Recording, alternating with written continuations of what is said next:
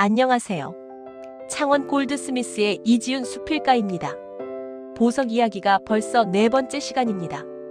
참고로 지금 올려드리는 보석 이야기는 10여 년 전에 제가 쓴 수필집에서 원문 그대로 발췌한 것이므로 지금의 현실과 다소 궤를 달리하는 면이 없지 않지만 저의 책에 실린 원문을 그대로 올린다는 측면에서 가감없이 정리한 것이므로 이 점 이해해 주시기 바랍니다. 빠른 진행을 위해 이번에는 루비와 사파이어를 함께 올리도록 하겠습니다. 본문에 앞서 최근 국제금, 은값이 요동치고 있습니다. 그 원인에 대하여 간략히 설명을 드리고 이어서 본론으로 들어가겠습니다. 국제정세의 불확실성 확산과 안전자산 선호. 국제금값이 사상 최고 수준까지 치솟고 은값 역시 기록적인 상승을 보이는 가장 큰 배경에는 투자자들의 불안 심리가 극대화된 상황이 있습니다. 최근 글로벌 금융시장과 지정학적 환경은 매우 불안정합니다. 주요 국가들 간의 무역 정책 갈등, 대외 정치 리스크가 증폭되면서 경제와 금융시장 전반의 위험 회피 심리가 강해졌습니다. 이런 상황에서 금과 은은 전통적으로 가장 신뢰받는 안전자산으로 평가됩니다. 투자자들은 주식이나 채권처럼 수익률 변동성이 큰 자산보다 금, 은으로 자금을 옮기며 위험을 피한 보관처로 삼고 있는 게 금, 은 가격이 크게 오르는 핵심 이유입니다. 통화가치 불안과 달러 약세. 최근 금값 상승 요인 가운데 또 하나 주목할 점은 주요 통화, 특히 미국 달러의 상대적 약세입니다. 달러가 약해지면 달러로 표시되는 금과 은의 국제 가격은 자동적으로 상승하는 경향이 강합니다. 이는 금값이 크게 오른 데 한 요인이 됩니다. 동시에 금리가 낮은 상황에서는 금과 은 같은 비이자 자산이 상대적으로 더 매력적인 투자처로 부각됩니다.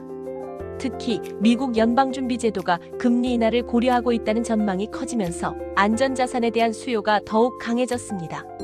투자자들은 낮은 금리가 가져오는 실질 수익률 감소를 피하기 위해 금과 은 같은 실물 자산으로 자금을 이동시키는 경향을 보이는 것입니다. 각국 중앙은행들의 금 보유 확대. 이런 와중에 세계 여러 나라의 중앙은행들이 외환 보유고 다변화와 안전자산 확보를 위해 금 보유량을 늘리고 있는 점도 금값 상승을 부추기고 있습니다.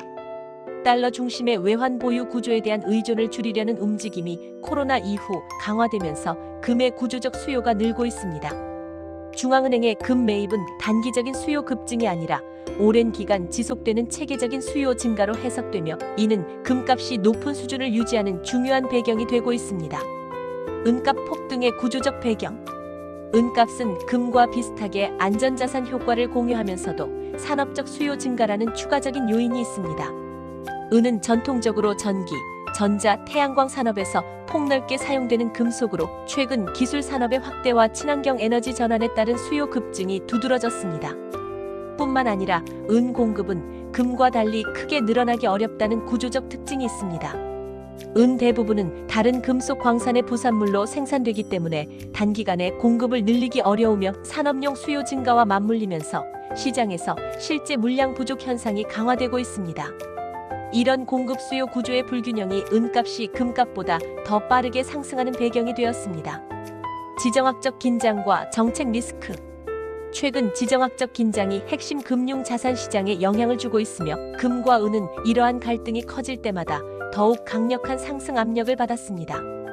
무역 분쟁, 군사적 충돌 위험, 정부 예산 불확실성 등은 투자자들로 하여금 예측 불가능한 위험을 회피하려는 움직임을 강화합니다.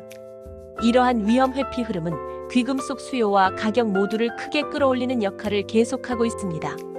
이제 정리를 하자면 지금 국제금은값이 폭등하고 있는 이유는 1. 세계 경제 정치의 불확실성 확대 안전자산 선호 강화. 2. 통화가치, 특히 달러의 상대적 약세금은 가격 상승 압력. 3. 중앙은행의 금 보유 확대 구조적 수요 증가. 4. 은의 산업 수요 확대 공급 제약 은값 급등. 5. 지정학적 긴장과 정책 리스크 투자 심리 변화. 이 모든 요소가 동시에 작용하면서 금은 가격은 과거 어느 때보다도 강한 상승 흐름을 보이고 있습니다. 지금부터 본론으로 들어가겠습니다. 7월의 탄생석 루비입니다. 여인의 붉은 입술이 이만큼이나 붉으랴. 여인의 뜨거운 가슴이 이토록 뜨거우랴. 사랑에 빠져버린 여인의 뜨거운 가슴을 담은 단내나는 붉은 입술. 그 입술을 표현하는 보석을 내놓으라면 단연 루비밖에 더 있으랴. 루비는 붉은색을 띤 보석으로 강옥의 일종이다. 7월의 탄생석은 루비이다. 홍옥이라고도 한다. 크로뮴의 영향으로 붉은색을 띈다. 루비라는 이름은 라틴어의 붉은색을 뜻하는 알루비알에서 왔다. 우리나라 육군 사관생도의 임관 반지는 루비로 만든다. 천연 보석인 루비는 그 자체로 아름답지만 보석들이 갖고 있는 결점들이 항상 존재하며 그 결점들을 보완하기 위해서 인공 처리를 하는 경우가 많다. 가장 흔한 인공 처리는 고온으로 가열 처리하는데 고온으로 열 처리한 것을 두고 함침 처리했다고 한다.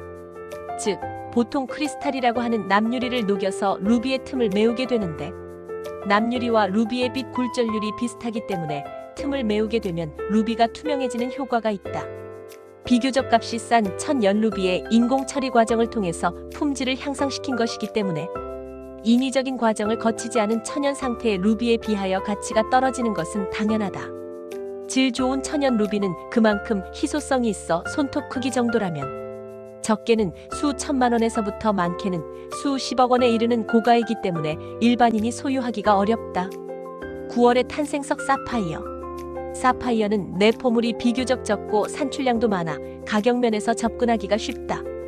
우리는 사파이어라고 하면 파란색이거나 파란색보다 조금 더 어두운 느낌의 청색만을 알고 있는데 청색 계통의 사파이어는 일반적이고 그보다 핑크나 오렌지색 또는 두 색깔을 동시에 나타나는 것이 있는데 이 사파이어는 청색에 비하여 매우 비싸다. 비운의 영국 황태자비인 다이애나비가 사파이어 반지를 약혼 선물로 받았고 그 아들인 윌리엄이 그 반지를 KT 미들턴에게 청혼하면서 준 것이 화제가 되어 한때 영국뿐만 아니라 전 세계적으로 사파이어가 선풍적인 인기를 끈 적이 있다. 대체로 사파이어는 색깔도 다양하고 비교적 싸기 때문에 조금 무리를 하면 소장할 수가 있다. 그것에 비교해 수정이나 토파즈, 가넷, 비취 등은 경도로 좋고 투명성도 대체로 높은 데 반하여 산출량이 많아 가격면에서 유리하므로 소장하려는 사람들이 비교적 큰 캐럿을 구매하여 원하는 세팅을 할 수가 있다. 얼마 전 소비자 고발에서 함침 루비를 문제 삼은 적이 있는데 사파이어도 인공 처리를 한다. 디퓨전 처리라는 것으로 확산 처리라고 말하기도 하는데 확산 처리는 쉽게 말해서 색상이 예쁘지 않은 사파이어에 인공적으로 염색 처리하여 예쁜 파란색을 침투시키는 것으로 루비를 함침 처리한 것보다 더 흔한 인공 처리이며 다른 방법으로 베릴륨 확산 처리라는 인공 처리 방법이 있다. 이 처리를 받은 사파이어는 주황색, 다홍색의 색상을 갖게 된다.